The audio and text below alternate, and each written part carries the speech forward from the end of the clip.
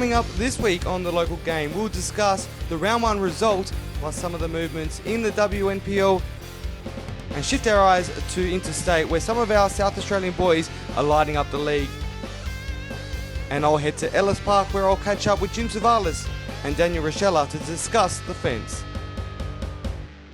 Hello and welcome to the local game for episode 2. I hope you enjoyed the first week of the show. And it's only one of many to come still. And this weekend we saw the round 1 fixtures all play out and the results from the weekend. It's a lot to get through and I'm looking forward to doing it all today. We've got a special episode here and we are joined by someone who played in one of those games as well in State League 2, a derby in the Hills. And it was a disappointing derby for Mount Barker this weekend. And I am joined by Alessio Carrocci, mate. Good to have you on board. Yeah, it's good to be here, Johnny. It's a poor result on the weekend, but round 1 we're starting it and can only go up from here. Yes, well, it's derby devastation is how I like to call that, the way it played out for you in particular. But for the Hills, after a disappointing year last year, it's a great start for them. Yeah, it might have been a disappointing team result. I thought I had a decent game and it's one of my early starts in my senior career. So hopefully it goes up from here and we only can get better this season. Absolutely, mate. Well, we hope you do get better from here. And, we got a lot to get through. We can talk more about results as well as we go in today's episode. But first of all, we're going to take a quick go through some of the hot topics for the weekend as well. There's been some big milestones, but first we're going to look into the New South Wales, where some of our NPL South Australian boys are lighting up the league. We got Dom Costanzo and Timokovsky over there. 2 assists and 2 goals between the two of them in the opening few rounds. Yeah, well, both of those players have been prolific scorers in the NPL SA. Obviously, Dom Costanzo, before he got that A-League opportunity with Adelaide United, he was one of the top scorers in the league. And obviously, we all know what Timokovsky did last season. So it's good to see them both combined together. Assists as well is very important for a team like Marconi, and hopefully they can have a positive season. It's it's interesting because these two players could easily, it's been talked about that they could easily be in the A-League, but now they're both at a club together, and that's looking to go into the NST, which they are one of those foundation clubs. How good is it you're pretty close with them as well, talking to them as a player, but how good is it of an opportunity to be at this club now with that positioning of getting into the NST?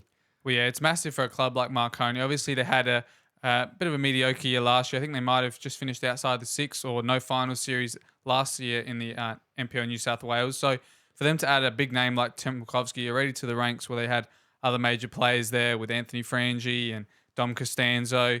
So it's good to see what they do this year, and hopefully if they're going to be one of the title contenders for the National Second Division. Yeah, some good goals they score as well. We know what Timokovsky can do, and Dom Costanzo, it's a shame we don't see him in the NPL this year, but it's good to see him in New South Wales.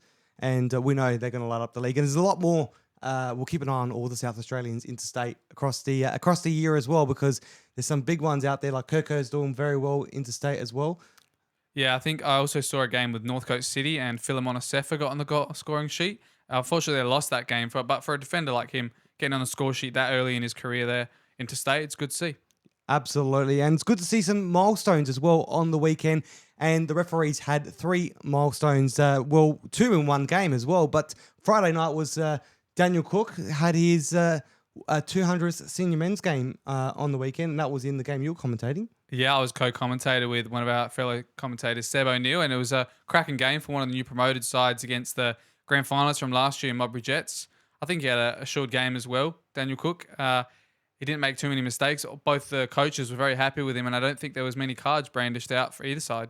He's also officiated in the A-League a few times as well now, and it's only upwards for him as well, a young referee. And in Sunday's game as well, Christian Verdicchio, 300 Football South Australian senior men's games, and also on the lines in that game as well was Zach Britton, his debut NPL match running the lines. So it's great to have those 2 milestones in the one fixture.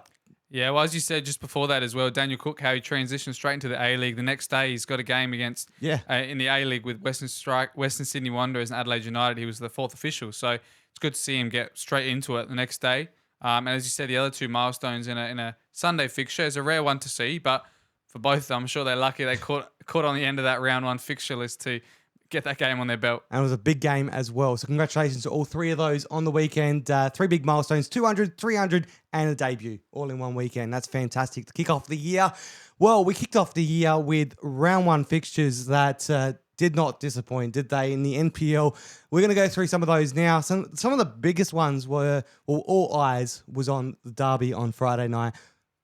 Newly promoted Para Hills Knights taking on the Mulberry Jets at home in what was a hugely anticipated game, and I don't think it disappointed with a 3-2 scoreline for the newly promoted side, Para Hills Knights. Yeah, it was a new look side as well for some of those players for Para Hills. Quite a lot of signings in the off-season, and obviously the big departure, Riley Stam, who I'm sure we're going to talk about later, who played at Highmarsh on the Saturday. But it was an unlikely result, I'm sure, for most of the bettors back home. They would have Mulberry Jets winning at home as they did most of the time last year. Obviously, they had strong performances in the final series there at home as well. But some of those players, those young boys for Para Hills, were just outstanding to watch. One of the standouts, I think, as well, was the young Cairo Felix, the left fullback, who you don't really see too many big games from a fullback. Obviously, in the Premier League, you're seeing it now. But for both of them, even Daniel Detroit on the right fullback for Mulberry Jets, outstanding games from both of them.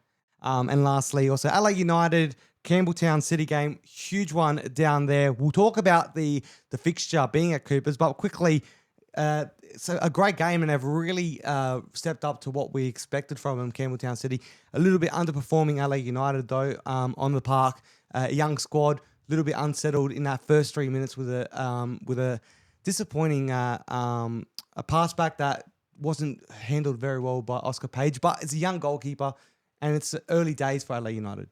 Well, yeah, a star-studded side for both teams, and I'm sure everyone was expecting that the reigning champions will put a show in front of their home support there, but it happened to be the away side, Campbelltown, who have made a few interesting signings as well, some big names up front and in the midfield, and they proved worthy this week, and those players on their debut came to fruition, and they're going to be definitely a force to reckon with this season. Definitely will be. And, one thing that threw me off in that game when I was commentating was the brand new haircut from Maury as well, Joshua Maury. Took me a while to realise who he actually was at the front. I'm like, who is that? And it ended up being Maury because brand new haircut in the off-season. Yeah, well, he's rolling the years back with a shorter haircut. Maybe the A-League suitors will think he's 22 again and give him another contract. Hopefully that might be what he's gone for. And quickly over to the WNPL and WSL preseason cup. There's been some big results over the past few weeks. And, there's been some positive signs for newly promoted Sturt, who have managed to get a win.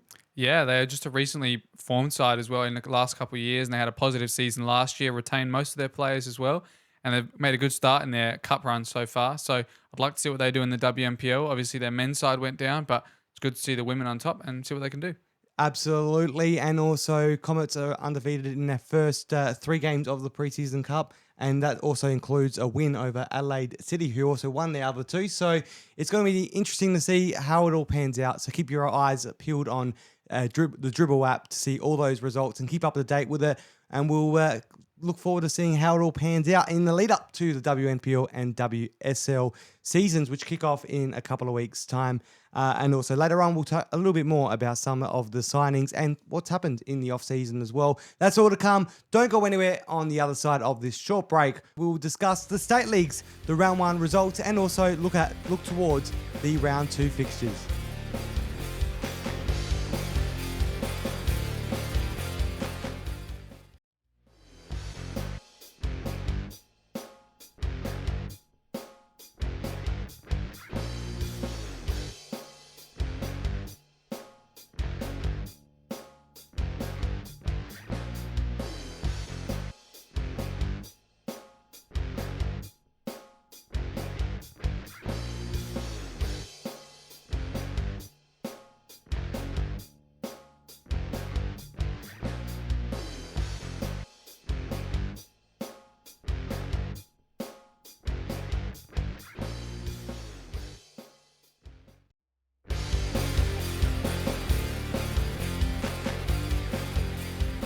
Welcome back to the local game. Well, we're about to get into the state leagues, which also kicked off on the weekend. Some great round 1 games that we could watch. And in State League 2, unfortunately, it's not streamed, but you can head down to all these fixtures every weekend. So make sure you do, because there are some great food on offer at these clubs. And I can highly recommend a few. So just reach out to me if you want to find out which ones, because there are some cracking food out there. But let's talk about some of the results, though, this weekend.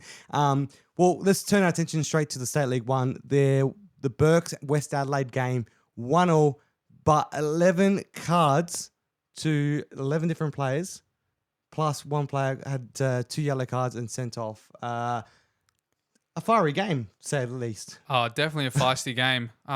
Only 2 goals as well. One of them was a 94th minute penalty, which was a bit soft in my opinion, but it definitely kept West Adelaide in the game. And I think what contributed to the feisty affair was the history of plays between the two clubs. Obviously, you've got the captain last year of West Adelaide, Costa Mantis, in the Bacala team. You got some of the new signings, John Karatzis, who was the one who ended up getting 2 late yellows after being subbed on. And getting a red card against his former team as well. So it was definitely a big encounter there at Jack Smith Park. Yeah, it was. It makes it exciting to watch a game like that, but obviously not to get those amount of cards. We don't really condone that kind of that behaviour. But what other games stood out for you on the weekend as well? Well, it was Salisbury United's return to the second tier in the local game here. It was Salisbury versus Vipers, a team that didn't have the best of years last year but avoided relegation. And it was a triumphant win at home in front of their home supporters, and their 300 game man, Matthew Marchioro, marking himself with an unlikely hat-trick, his first of his career. Well, and also looking towards the next fixtures as well, round 2, there's some interesting ones there. A lot of people, including, I'm pretty sure ourselves included, tipped Fulham and Cobras to do well this year. They're coming up against each other this weekend. It's a good test. Yeah, well, both of them had some semi-disappointing results in the first round. Fulham obviously getting a draw away from home, and Cobras losing 2-1 to Playford at home. So it's going to be 2 of the top contenders up against each other in the second round already. And then let's turn our attention to the State League 2, where we saw some other interesting results as well. The Pontian Eagles, a 4-0 win over the recently relegated Eastern United. That stands out to me. Out of the lot. What do you make of that fixture? An absolutely outstanding performance from the home side. Again, on their home pitch there, the newly renovated Yolumba Drive Reserve. Unbelievable to play there, I think. It's tough, small pitch in front of their home fans, grass pitch as well. And they got a result against Adelaide Uni in the last minute in the Cup in the previous week. So to beat a team like Eastern that convincingly, it's a team to watch out for. And the team that's the furthest away from all the other clubs is Northern Demons. They've come from Port Pirie. They played in Port Pirie on the weekend. Fabio Migliaccio in goals for them for a one-off game, as their goalkeeper couldn't make it, couldn't play that game. So he came in to play his 200th game. What a coincidence that was, because he's now playing in the amateur leagues. But a 6-1 win to kick off the year. How good's that? What a way to mark your 200th as well. Unfortunately, you couldn't get the clean sheet, but a win in front of your home fans there at Port Pirie, 6-1. That's not something they haven't seen very much there. It's a tough place to go, and I'm sure next week as well, as you talk in the fixtures, they've got an even tougher test there back at home as well. Definitely is. And, well, we're going to be back very shortly with a special guest from Adelaide Comets. But before that, let's get to know our local players a little bit better.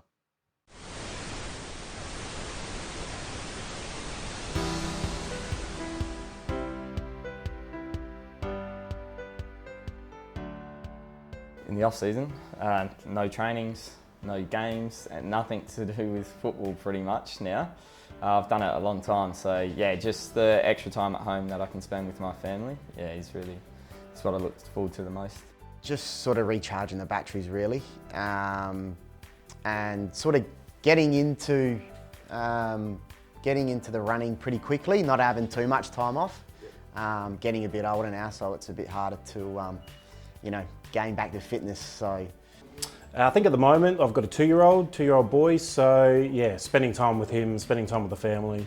I live near the beach, so plenty of beach walks and yeah, just chilling out and enjoying the nice weather whenever that comes around.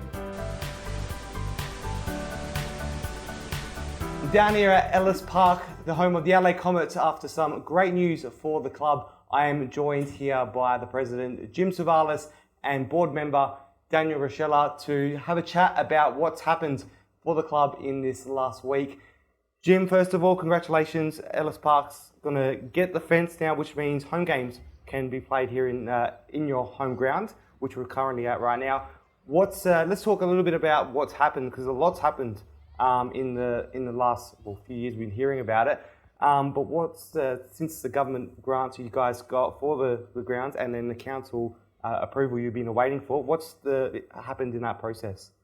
Yeah, well, the government made an election promise that if they got elected, that we would get funding to upgrade our facilities here at Ellis Park, meaning the lighting and the new main pitch as well as a fence, so we can have our home games here at Ellis Park. So the Labor Party were successful in getting elected, so that commitment happened, and it's been 2 years now. So we've installed the light towers. We've had our new main pitch here as well, which the Women's World Cup used in France and China.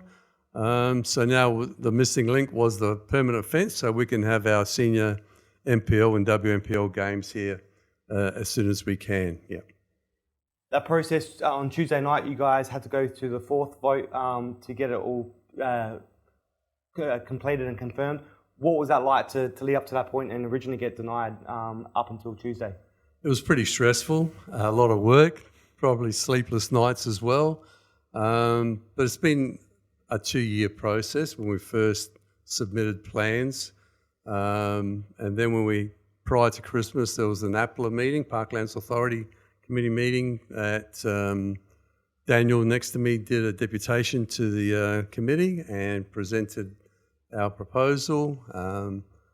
We answered questions as well, and that was unanimously voted on by all the members of the Parklands Authority.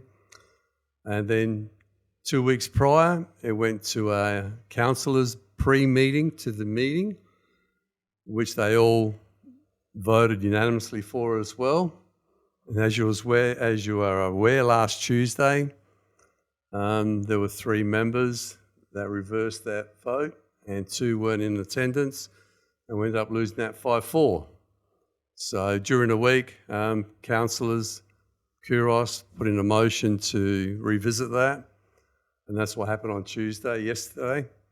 And Daniel did a deputation again. We had a lot of supporters there.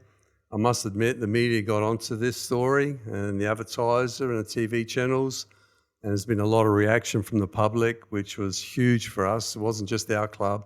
I think it was the football fraternity that backed it and supported it. So it went to council on Tuesday, and as you know, it was an 8-3 vote in favour. So yeah, we were overjoyed by the result, because now we've got a home. Yeah, it's a brilliant result for the club. But what's the next steps after this? Now you got the approval, so what's happening next? That's Daniel's side of things. Yeah, look, so next steps for us are that there's a series of conditions that got put onto us by the Adelaide Parklands Authority, which we're comfortable in absorbing, but we have to make sure that that's clearly documented. What we'll do from here on is finalise our documentation in that regard.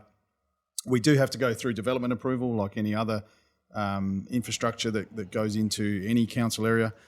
We expect that to be relatively simple now that we've got landlord consent. So for us now, what we'll do is we'll start finalising our documentation, getting ready for development approval, but at the same time we'll start the procurement process, which will be going out to the various contractors, the specialist contractors, to do both the fencing and a few other minor bits and pieces to complete the puzzle. These type of things don't happen overnight. A lot of support from the club. Anyone in particular that you'd like to thank? Oh, geez, just the general public as a whole, really. They just got behind the news and the support. You know, even Carl Viet to mention it as well. You know, the support from the A-League. There's been support from, Bentley Green as well in Melbourne. They had 10 members signed the petition. It even went overseas with Cassini Yengi in England, who pushed it and drove it as well. Tete. So, the support has been amazing. Is it about football, playing in the city? I think it is. And why shouldn't we be allowed to play football in the city at the highest level, just like the other codes have as well? So it's a massive win for football, I believe, yeah. Absolutely. Well, looking forward to coming down here one day for some WNPL and NPL football, to have a beer up here, and look forward to catching up with you guys in the heart of the city. I think a lot of people from the offices hopefully will come down for some Euros and football. Yep. Thanks a lot, Johnny. Thanks, Appreciate Johnny. it. Cheers. Thanks so much. Down See here ya. at Ellis Park. Well, it's great to head down to Ellis Park and get to find out more about what's happening with the club. And we look forward to seeing some more games, hopefully played down there very soon for Adelaide Comets. And we're going to go to a quick short break, but we'll be back to wrap things up on the local game.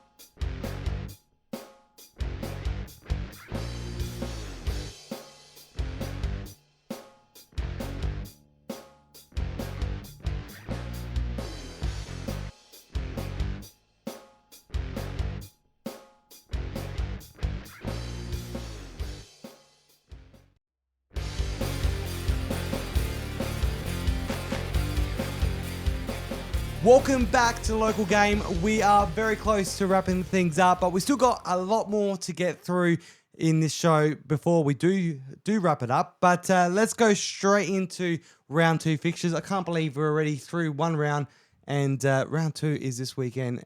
I'm looking forward to seeing the grand final rematch this weekend. That's going to be a huge occasion. LA United, Modbury Jets back at Surface FM Stadium. So LA United 2 home games in a row, but it looks like after this weekend's results, it may be a little bit of a reversal in what we saw in the grand final. Well, yeah, both teams had some unfortunate losses, both at their home grounds, if you could say so. So it'll be interesting to see what a neutral venue, what they can both put up to show. I think if you're on that commentary, I've got the black and white derby maybe, Para Hills versus Adelaide City.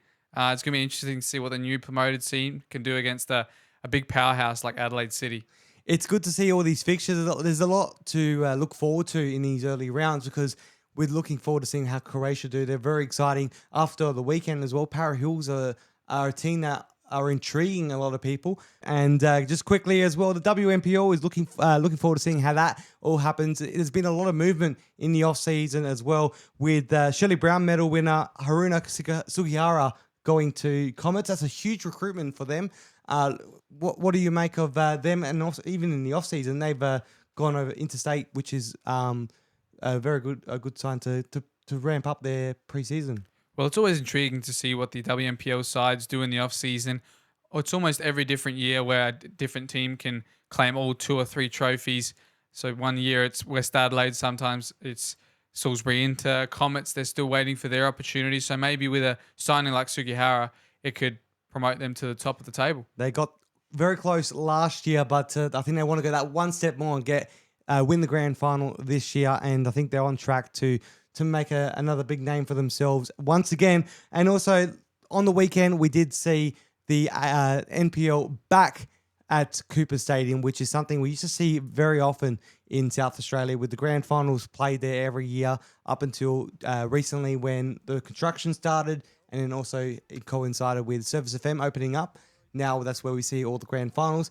What do you make of this weekend? And your cousin was on the bench for LA United on the weekend. But for someone like yourself as well, how exciting is it to have these opportunities to go to High now that the grand finals aren't there, but to potentially have these one-off occasions where LA United play the games there and these players from other teams getting a chance to play on that pitch?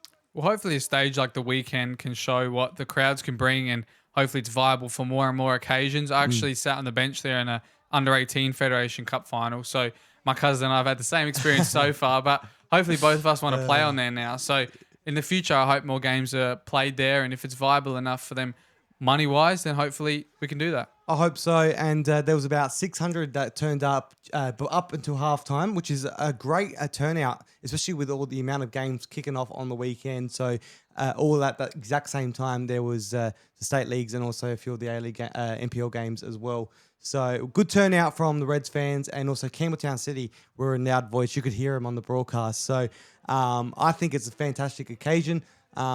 I soaked it all up, commentating up there as well. It was a great view to commentate from the top. A little bit different from calling from a scaffold down at Frank Mitchell Park or the likes, but nice and refreshing. Yeah, probably not as much ethnic food as well in that commentary box, No. but it was good to see the camera angles as well. Fantastic viewing later on the YouTube as well, where I was watching it from, especially. So to see people like that, and obviously commentators getting an opportunity to commentate on a stage like that, in facilities like that, it definitely promotes the local game. Absolutely. Well, I enjoyed it, and hopefully for the players, they enjoyed it too, being down there. Well, we look forward to seeing more games down there. Calviet did mention that in the press conference that there may be a couple more on cards. We'll find out if that's going to be true later on once the new fixtures come out for the A-League, hopefully in the next season. But we've almost run out of time to talk about all the stuff here on the local game, but that's why we're going back to that segment. You know it. It's Press for Time with Antonis Pagonis from Front Page Football.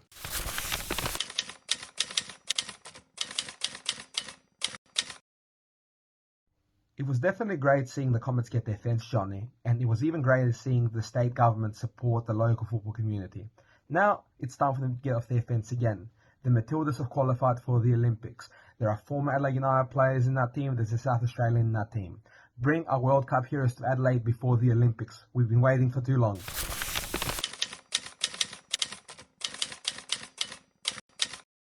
Thank you, Antonis, for that. We love that segment, and I think it's going to stay now. I think it's a goer. I think so. Well, we are pressed for time. We've got to hurry up and wrap that up now. But Alessio, it's good to have you on board this week. We'll get you on very soon as well as the rotations go by. But mate, good luck this weekend. You're playing against Cove, another repeat, as the Australian Cup qualifiers that you had a couple of weeks ago. Didn't go your way, but hopefully you get some revenge. Yeah, so my road to Bruno Fornaroli at Amy Park has ended early, but hopefully we can get the replay and reverse that result from the Cup. Well, good luck this weekend, mate. We look forward to seeing how you do on the park, and keep it clean. This week, hopefully, yeah. Well, thank you, mate. Well, we'll see you all next week, and head out to as many games as you can. They're all on the Dribble app, and you can watch them all on YouTube as well on the FSA Leagues page. We'll see you all next week. That is all for the local game, and have a great weekend of football.